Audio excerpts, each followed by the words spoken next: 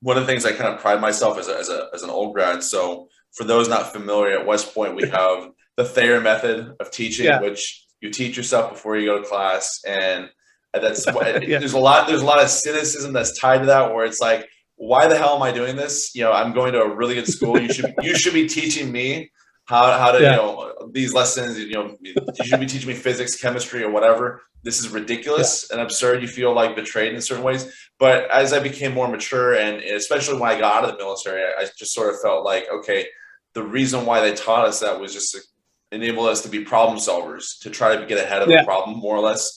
Do you feel like that the Thayer method has been really helpful for you, moving forward as a creative writer? It's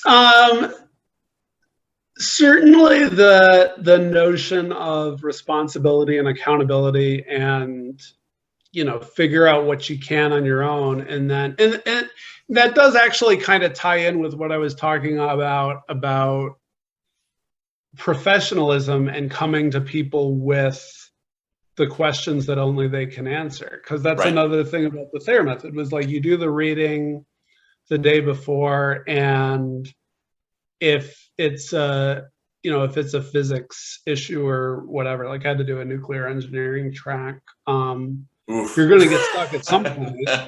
But the professor at the beginning of class gives you a chance to say, like, all right, like, who has questions about what we read? And if there was something that you're legitimately stuck at, you could say, like, look, sir, I don't know how to, model this thermal neutron flux or whatever it was. I have no idea what you just said. It was a little more fun because it was just more like, okay, everybody's read the reading and we can have kind of a freewheeling discussion.